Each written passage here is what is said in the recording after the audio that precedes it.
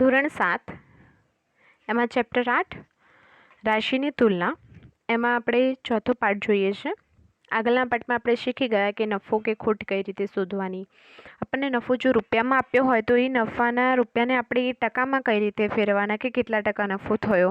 બરાબર. ગુણોત્તર પ્રમાણના પદોને આપણે ટકામાં ફેરવ્યા એ જોયા. મુદ્દલ કોને કહેવાય, મુદ્દત કોને કહેવાય, વ્યાજ દર. બરાબર. પછી સાદા વ્યાજનું આપણે સૂત્ર જોયું હતું. એના થોડા ઘણા નિયમો જોયા હતા અને 8.3ના આપણે દાખલા જોયા હતા, જેમાં આપણે આગળ જોઈશું આજે 8.3ના દાખલાઓમાં. એમાં છઠ્ઠો દાખલો છે કે જુહીએ એક વોશિંગ મશીન 13,500માં વહેંચ્યું છે, તેને 20% ખોટ ગઈ છે, તો જુહીએ એ વોશિંગ મશીન કેટલા રૂપિયામાં ખરીદ્યું હશે. જુઓ, આગળના દાખલામાં આપણને ખરીદ કિંમત આપી દીધી હતી, નફો કે ખોટ આપી દીધો હતો. બરાબર. નફો આપી દીધો હતો આગળના દાખલામાં, 5મા દાખલામાં. અને આપણને શું કીધું હતું કે વેચાણ કિંમત શોધવાની છે. હવે આમાં એકદમ ઉલટું, આમાં આપણને વેચાણ કિંમત આપી દીધી છે, ખોટ આપી દીધી છે કે કેટલી ગઈ છે, અને આપણને શું આપ્યું છે, ખરીદ કિંમત શોધવાનું કીધું છે. હવે હંમેશા આપણને ખબર છે કે ખરીદ કિંમત કેટલામાં હોય, 100%માં હોય. જે આપણે વસ્તુ ખરીદી એ હંમેશા મૂળ કિંમત આપણે શેમાં લઈએ છીએ, 100%માં લઈએ છીએ. બરાબર.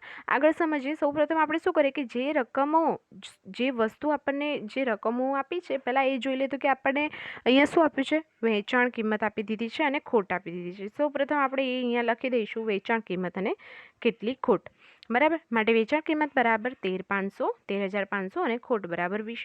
હવે આગળ કીધું હતું કે ખરીદ કિંમત હંમેશા 100%એ હોય. આપણને ખરીદ કિંમત શોધવાનું કીધું છે. બરાબર. તો આપણને ખબર છે કે ખરીદ કિંમત હંમેશા 100 હોય, 100% ખરીદ કિંમતે હોય. હવે 100%ની અંદર આપણે 20% ખોટ ગઈ છે. શાંતિથી સમજો. ખરીદ કિંમત આપણી હંમેશા 100%એ હોય, આપણે આગળના દાખલામાં જોઈ ગયા છીએ. બરાબર. અને એના આગળના ભાગમાં પણ આપણે સ્ટાર્ટિંગમાં જોયું હતું કે હંમેશા મૂળ કિંમત કે ખરીદ કિંમત ઉપર આપણે ટકા શોધીએ તો હંમેશા ખરીદ કિંમત અથવા તો મૂળ કિંમત વસ્તુની એની આપણે 100% જ ગણીએ છીએ.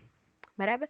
હવે આપણે વહેંચી છે એ વસ્તુ, એ આપણને રૂપિયામાં આપી છે, પણ આપણને એટલું અંદર કહી દીધું છે કે 20% ખોટ ગઈ છે. ખોટ ક્યારે જાય? જ્યારે આપણે મૂળ કિંમતમાંથી આપણે વેચાણ કિંમત ઓછી હોય. બરાબર. બાદ કરવાની હોય ખોટ. તો મૂળ કિંમત 100% હોય, દાખલા તરીકે 20% ખોટ ગઈ, તો વેચાણ કિંમત કેટલી હોય, 80% હોય. બરાબર. જો મૂળ કિંમત 100% છે અને 20% આપણને અહીંયા ખોટ આપી છે, તો જો 100%માંથી 20% બાદ કર્યા એટલે કે 80% આપણી વેચાણ કિંમત થઈ, જે અહીંયા આપણને આપી છે. ઓકે, જે અહીંયા આપણને આપી છે. હવે અહીંયા આપણે પદ મૂકીશું. વેચાણ કિંમત બરાબર ખરીદ કિંમત માઇનસ ખોટ. બરાબર. વેચાણ કિંમત અહીંયા ઓલરેડી આપણને આપી દીધી છે 13,500, પણ હું અહીંયા ટકાની વાત કરું છું. વેચાણ આ આપણું સૂત્ર છે, એટલે હું તમને સૂત્ર દ્વારા સમજાવું છું. આપણે સૂત્ર આપણને ખબર છે, આપણે આગળના નિયમોમાં જોઈ ગયા છીએ. વેચાણ કિંમત બરાબર ખરીદ કિંમત માઇનસ ખોટ. વેચાણ કિંમત આપણને ખબર નથી, દાખલા તરીકે, તો ખરીદ કિંમત હંમેશા 100 જ હોય ને, અને 20% ખોટ ગઈ, તો ઇઝ ઇક્વલ ટુ વેચાણ કિંમત કેટલી આવી, 80% આવે. ઓકે, આ સૂત્ર દ્વારા આપણે આમાં સમજી શકીએ. હવે જુઓ, એકદમ સિમ્પલ. આપણે જેવી રીતે આગળ પદ મૂકતા હતા ને એવી રીતે અહીંયા પદ મૂકવાનું છે, ટકા અને કિંમતનું. કઈ રીતે? તો કે જો 80% ખોટ છે, સોરી 80% વેચાણ કિંમત છે. વેચાણ કિંમત કેટલી છે, 80%. એના રૂપિયા આપણને અહીંયા આપી દીધા છે 13,500 વેચાણ કિંમત આપી દીધી છે. બરાબર. એના આપણે ટકા જોયા તો કે 80% છે.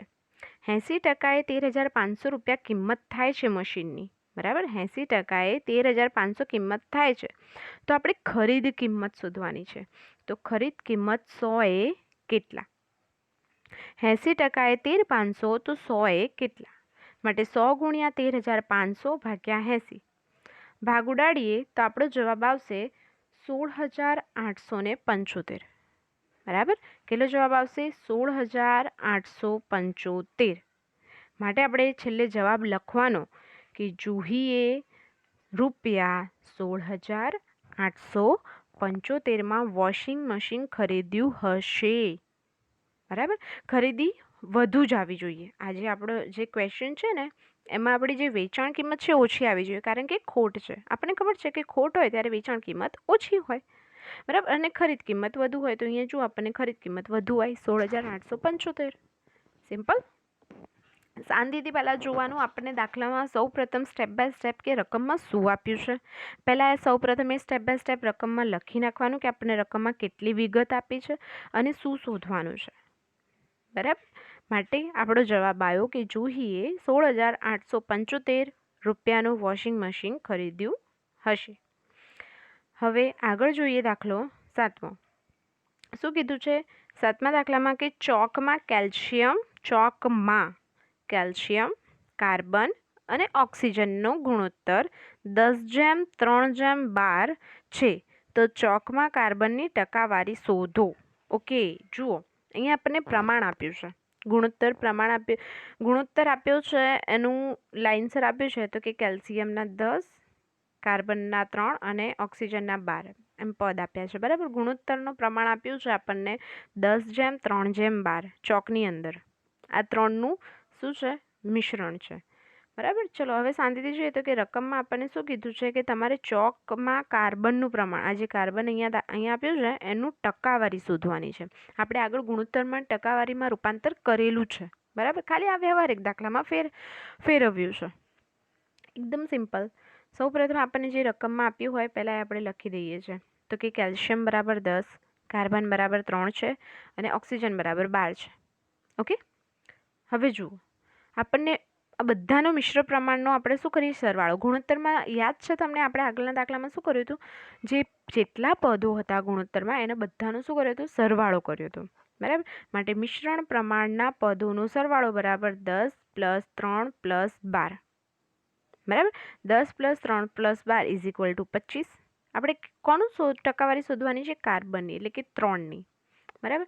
તો આપણે શું કરીશું કે કાર્બનની ટકાવારી શોધતા આગળ આપણે જુઓ આગળ આપણે શું કર્યું હતું કે 3 જો કાર્બનની શોધવી હોય તો 3 × 100 જેટલા કુલ હોય ને પદોનો સરવાળો એ ડાયરેક્ટ મૂક્યો હતો. પણ અહીંયા જો હું પદ પ્રમાણે કરું તો કે પહેલાં સૌપ્રથમ આપણું કુલ પ્રમાણ કેટલું છે? 25.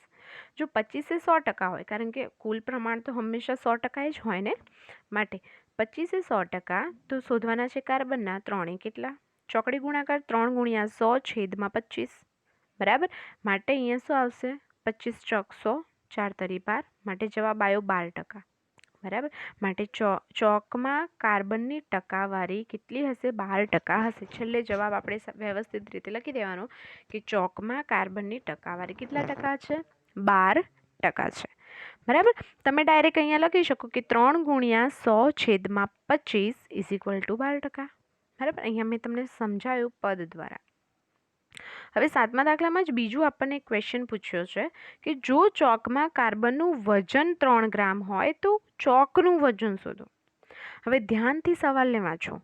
આપણને આગળના દાખલામાં કાર્બનનું ટકાવારીમાં ફેરવવાનું કીધું હતું. આપણને 3 ગ્રામ છે એ તો આપણને ખબર જ છે, આપણા રકમમાં છે. બરાબર.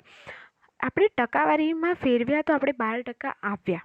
પણ હવે શું કીધું છે કે ત્રણેયનું મિશ્રણ છે ને, પણ એમાં આપણને શું કીધું છે કે એના ટકા શોધો. ચોકનું જે ટોટલ વજન છે ને એ શોધો.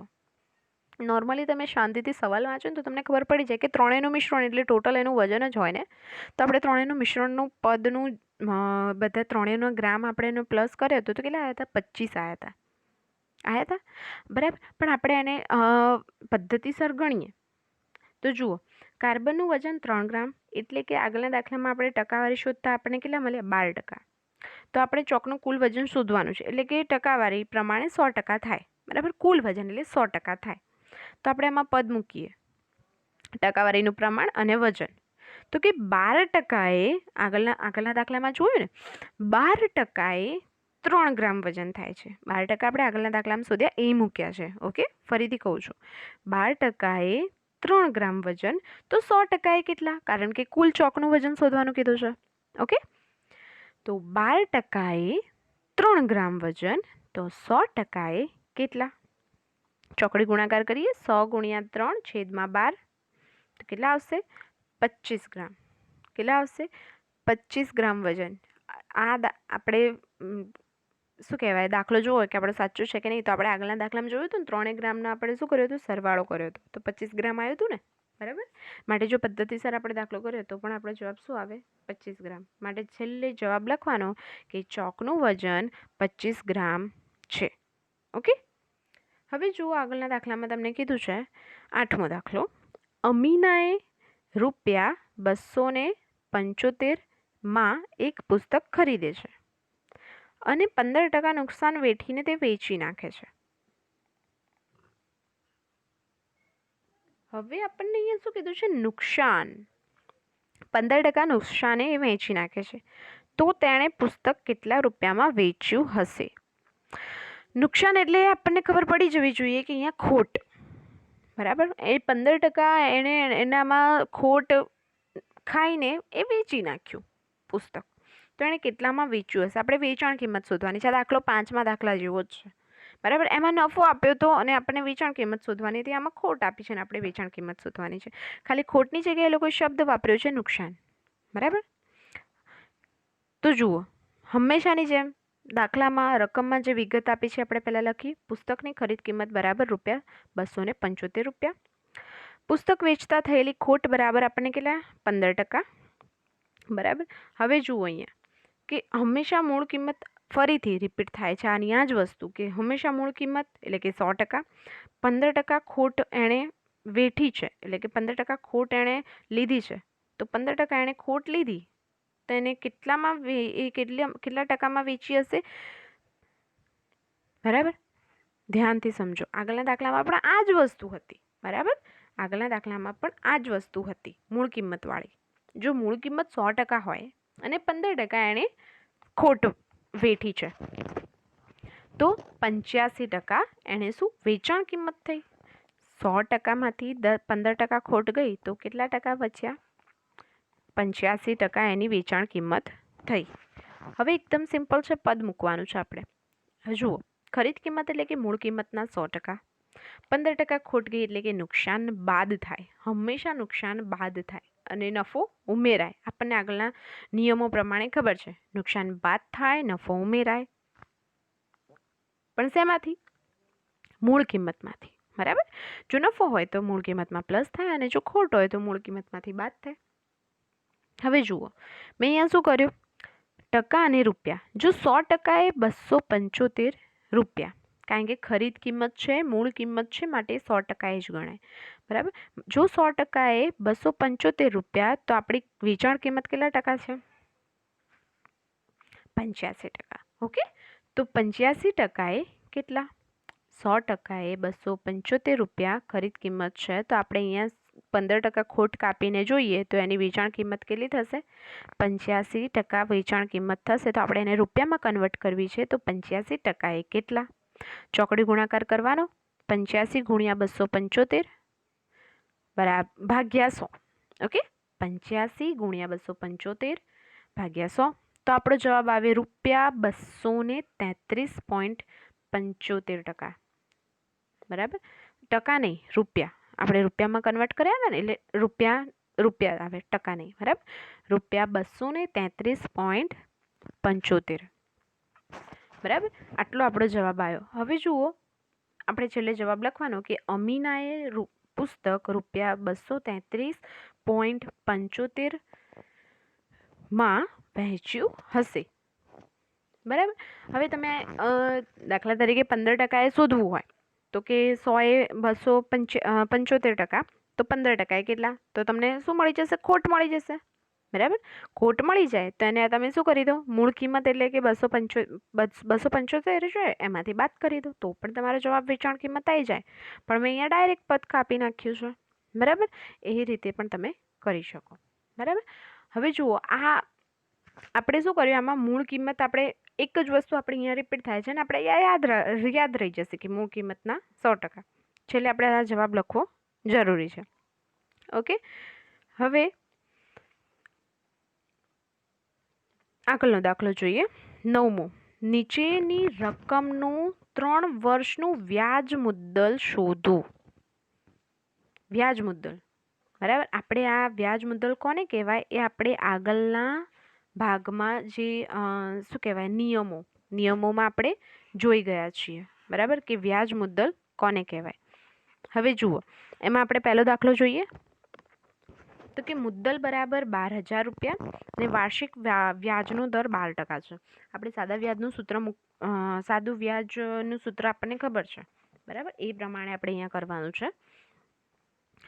તો સૌપ્રથમ જોઈએ તો કે મુદ્દલ એટલે કે પી એટલે કે ₹12,000. બરાબર, 12,000 છે અહીંયા. બરાબર, મુદ્દલ એટલે કે પી એટલે કે ₹12,000. વ્યાજનો દર અહીંયા 12,000 આવશે. બરાબર, મુદ્દલ એટલે પી એટલે કે 12,000, આના આ જ રૂપિયા. વ્યાજનો દર આર બરાબર 12% એટલે કે આ. બરાબર, મેં તમને કીધું હતું કે કેટલા ટકાએ આપે એટલે કે વ્યાજનો દર બરાબર આર એટલે કે 12% રેટ. મુદ્દત કેટલા ટાઈમની અને મુદ્દત આપી છે તો કે 3 વર્ષનું વ્યાજ શોધવાનું છે આપણે. બરાબર, વ્યાજ મુદ્દલ 3 વર્ષનું શોધવાનું છે એટલે કે મુદ્દત બરાબર 3 વર્ષ. બરાબર, રકમમાં જેટલી બી વિગત આપી છે એ આપણે અહીંયા પહેલાં લખી નાખી. હવે જુઓ, માટે સાદું વ્યાજ બરાબર પી ગુણ્યા આર ગુણ્યા ટી છેદમાં 100. આપણું શું છે? સૂત્ર છે. બરાબર, આગલા ભાગમાં શીખ્યા હતા ને, આ આપણું સૂત્ર છે. સાદું વ્યાજ બરાબર પી ગુણ્યા આર ગુણ્યા ટી છેદમાં 100. બરાબર, હવે એમાં રકમ આપણે મૂકી દઈએ તો કે પી બરાબર 12,000. સોરી, આપણે અહીંયા 12,000 ભૂલમાંથી લખાઈ ગયું છે, પણ આપણી મુદ્દલ 1200 જ છે. બરાબર, 1,200 જ છે. અહીંયા 1 0 વધારાનો છે, પણ મુદ્દલ આપણી રકમમાં ચોપડીમાં કેટલી છે? 1200 જ છે. માટે આપણે ફરીથી હું તમને એકવાર રિપીટ કરી દઉં છું કે મુદ્દલ એટલે કે પ્રાઇઝ 1,200 જ છે, 12,000 નથી. બરાબર, તો ફરીથી પી ઇઝ ઇક્વલ ટુ 1,200. વ્યાજનો દર એટલે કે રેટ ઇઝ ઇક્વલ ટુ 12%, જે આપણને દાખલામાં આપેલો છે રકમમાં, અને આ પણ રકમમાં આપી દીધું છે કે 3 વર્ષનું વ્યાજ એટલે કે ટાઈમ. બરાબર, માટે મુદ્દત બરાબર 3 વર્ષ. સાદા વ્યાજનું સૂત્ર મૂક્યું પી ગુણ્યા આર ગુણ્યા ટી છેદમાં 100. પી એટલે કે પ્રાઇઝ એટલે કે 1200 રૂપિયા. બરાબર, 1,200. રેટ એટલે કે વ્યાજનો દર એ છે 12%, અને ટી છે મુદ્દત એટલે કે 3 વર્ષ છેદમાં 100. 0 0 ગઈ. બરાબર, 12 ગુણ્યા 12 ગુણ્યા 3, તો આપણો જવાબ અહીંયા આવશે 432 રૂપિયા. કેટલો જવાબ આવશે? ₹432. બરાબર, આપણો જવાબ છે સાદું વ્યાજ. પણ આપણને શું કીધું છે? વ્યાજ મુદ્દલ. હવે યાદ કરો કે વ્યાજ મુદ્દલ એટલે શું? કે મેન જે મુદ્દલ છે અને આપણે જે વ્યાજ શોધ્યું છે એનો સરવાળો શું થાય? વ્યાજ મુદ્દલ થાય. માટે અહીંયા આપણે ફરીથી સૂત્ર મૂકીશું વ્યાજ મુદ્દલનું. વ્યાજ મુદ્દલ બરાબર મુદ્દલ પ્લસ વ્યાજ. બરાબર, મુદ્દલ કેટલી હતી? 1,200, અને વ્યાજ આવ્યું આપણું 4,000. સોરી, 1,200 મુદ્દલ અને વ્યાજ આવ્યું આપણું 432 રૂપિયા. વ્યાજ મુદ્દલનું સૂત્ર છે મુદ્દલ એટલે કે જે મેન રકમ હતી આપણી એ 1200 રૂપિયા, અને વ્યાજ આપણે જે શોધ્યું એનો સરવાળો એટલે કે વ્યાજ મુદ્દલ, જે આપણે વ્યાખ્યામાં જોઈ ગયા એનું સૂત્ર બી જોઈ ગયા છે.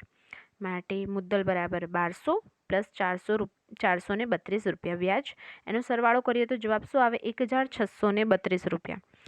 માટે છેલ્લે અહીંયા જવાબ લખવાનો કે 1,632 રૂપિયા આપણું શું છે? વ્યાજ મુદ્દલ છે.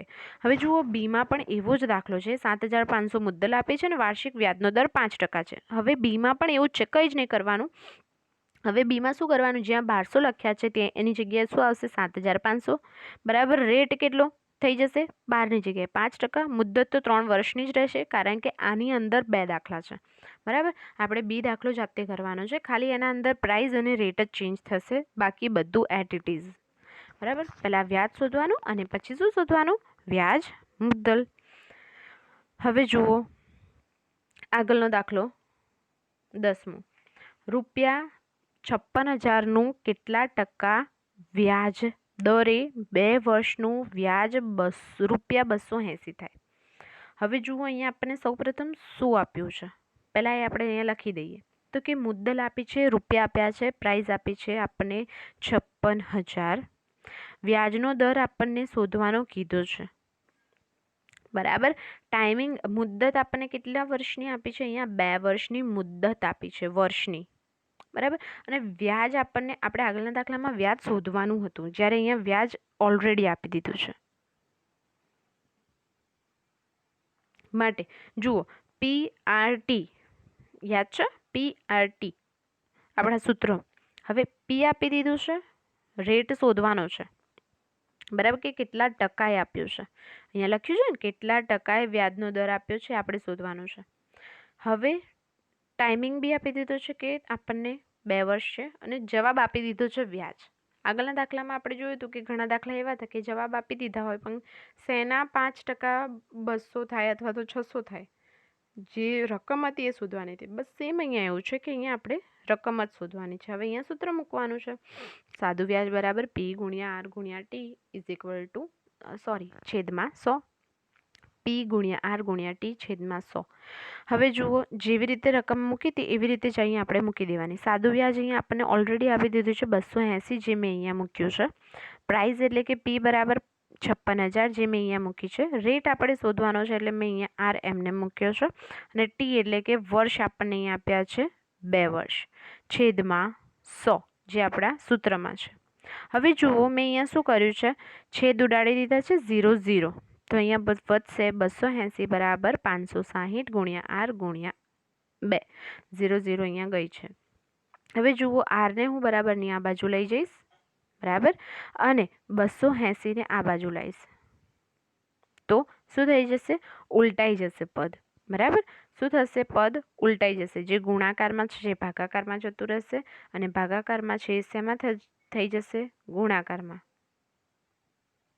તમે આવી રીતે સમજો કે 560, દાખલા તરીકે જો 560 આ બાજુ જાય, બરાબર, 560 ગુણાકારમાં છે આરની જોડે. હવે બરાબરની આ સાઈડ જશે તો ક્યાં આવશે, ભાગાકારમાં આવશે. એવી રીતે 2 પણ આરની જોડે ગુણાકારમાં છે, આ સાઈડ જશે તો ક્યાં આવશે, ભાગાકારમાં. માટે આ બંને પદ જુઓ, 560 અને 2 એ ક્યાં આવશે, નીચે છેદમાં, કારણ કે આ બાજુ ગુણાકારમાં છે. જો બરાબરની પેલી સાઈડ જાય તો ક્યાં જાય, ભાગાકારમાં. માટે મેં અહીંયા 280 ભાગ્યા 2 ગુણ્યા 560 મૂક્યા છે. માટે મારો જવાબ અહીંયા આવશે R બરાબર, અહીંયા છેદ ઉડાડો તો મારો અહીંયા જવાબ આવે છે 1/4%. શું આવે છે આપણો જવાબ, 1/4%. માટે R બરાબર, જો અહીંયા ટકા મેં હંમેશા આપણે શું હોય છે, આપણે નથી લખતા 1/4% એવું લખીએ છીએ, 1/4% આવ્યા મારા, 5/2% આવ્યા. ના, આપણે એવું બોલીએ કે 50.2% આવ્યા, બરાબર, 60.7% આવ્યા, 70% આવ્યા, આપણે એવી રીતે બોલીએ છીએ. માટે અહીંયા જવાબ શું આવશે આપણો, અહીંયા 0.25%, 1/4 ભાગ, બરાબર, ચોથો ભાગ એટલે કે 1/4 ઇઝ ઇક્વલ ટુ 0.25%. તો 56,000ના 0.25% વ્યાજના દરે 2 વર્ષનું વ્યાજ ₹280 થાય. ઓકે, હવે આગળનો દાખલો જોઈએ.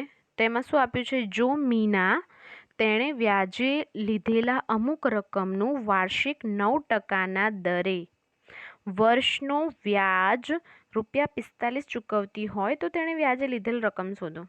જુઓ, લાસ્ટ ટાઈમમાં શું કર્યું હતું, રેટ એટલે કે આપણને ટકા શોધવાના કીધા હતા કે કેટલા ટકાના દરે તમે આપ્યા છે. PRTમાં સાદા વ્યાજમાં સૌપ્રથમ વ્યાજ શોધવાનું કીધું હતું, પછી આપણે આર શોધવાનો કીધો. હવે અહીંયા શું કીધું છે, વ્યાજે લીધેલ રકમ એટલે કે પી, મેન પ્રાઇઝ જ નથી આપી. એ લોકોએ શું કીધું છે કે જો અમુક રકમ લીધી છે, અમુક એટલે આપણે જે પી છે એની વાત છે, એ શોધવાની છે. 9%ના દરે એટલે કે આર, દરે 9%ના દરે વર્ષનું વ્યાજ એટલે કે 1 વર્ષનું વ્યાજ કે એટલે સમજી લેવાનું કે 1 વર્ષ, બરાબર. એટલે ટાઈમિંગ આપણે 1 વર્ષ લેવાનું એમાં, કારણ કે આપણને અંદર કીધું છે કે 9%ના દરે 1 વર્ષનું વ્યાજ ₹45 ચૂકવતી હોય. ₹45 આપણને શું આપી દીધું છે, અહીંયા આપણને શું આપી દીધું છે કે વ્યાજ ચૂકવે છે, વ્યાજ પણ આપી દીધું છે. તો વ્યાજે લીધેલી રકમ, મૂળ રકમ, પ્રાઇસ શોધવાની છે. સૌપ્રથમ આપણે શું કરીશું, જે આપણને દાખલામાં આપ્યું છે પહેલાં એને આપણે સ્ટેપ બાય સ્ટેપ અહીંયા વિગત લઈ લઈએ. તો કે મુદ્દલ પી શોધવાની છે, વ્યાજનો દર 9% છે. હવે મુદ્દત કેટલી છે, 1 વર્ષની છે, અને સાદું વ્યાજ આપણને 45% ટકા નહીં, ₹45 એ ચૂકવે છે. ડન. આટલું આપણને રકમમાં આપી દીધું છે. હવે આપણે સ્ટેપ બાય સ્ટેપ શું કરીશું, સૂત્ર મૂકીશું. ઓકે, હવે સાદું વ્યાજ બરાબર P ગુણ્યા R ગુણ્યા T છેદમાં 100. રકમ મૂકી દો. તો કે વ્યાજ બરાબર ₹45 આપણને આપ્યા છે, જે અહીંયા મૂક્યા. P શોધવાનો છે, R બરાબર 9, T બરાબર 1 છેદમાં 100. ઓકે, હવે જુઓ, લાસ્ટ ટાઈમ કર્યું હતું એ જ પ્રમાણે 100 છે એ બરાબરની આ બાજુ જશે. જો અહીંયા ભાગાકારમાં હોય તો આ સાઈડ ક્યાં જતા રહે, ગુણાકારમાં જતા રહે. 9 ગુણ્યા 1 Pની જોડે ગુણાકારમાં છે, બરાબરની આ સાઈડ જશે તો ક્યાં જતા રહેશે, ભાગાકારમાં જતા રહેશે, બરાબર. 9 × 5 = 45, બરાબર, અને 5 ગુણ્યા 100 ઇઝ ઇક્વલ ટુ 500, માટે પી બરાબર કેટલા આવે? 500. માટે જવાબ આવી ગયો સિમ્પલ કે વ્યાજે લીધેલી રકમ 500 9% દરે 1 વર્ષમાં એ 45 રૂપિયા વ્યાજ ચૂકવે છે. બરાબર, પ્રાઇસ કેટલી આવી? 500. છે ને એકદમ સિમ્પલ. હવે જુઓ, આપણે આ ચેપ્ટરમાં શું શીખ્યા? નફો, ખોટ, વેચાણ કિંમત, ખરીદ કિંમત. બરાબર, નફાની ટકામાં રૂપાંતર, ગુણોત્તર પ્રમાણનું ટકામાં રૂપાંતર, મુદ્દલ, વ્યાજ મુદ્દલ. બરાબર, સાદું વ્યાજ શીખ્યા. સાદા વ્યાજમાં બી જો પ્રાઇસ ના આપી હોય, ઘણામાં રેટ ના આપ્યો હોય, બરાબર, ઘણામાં વ્યાજ શોધવાનું હોય અને વ્યાજ મુદ્દલ શોધવાનું હોય. બધાના આપણે દાખલા જોઈ લીધા છે. બધા જ ભાગમાં આપણે સૌપ્રથમ નિયમો મૂક્યા છે, સૂત્રો મૂક્યા છે, વ્યાખ્યા મૂકી છે. જો એ વ્યાખ્યા, સૂત્રો બરાબર સમજીશું તો આપણે આગળના દાખલા ગણી શકીએ. માટે સૌપ્રથમ આપણે એ જે નિયમો છે એ આપણે શાંતિથી જોઈને મોઢે કરીને, સૂત્ર મોઢે કરીને જોઈ લેવાના. ઓકે.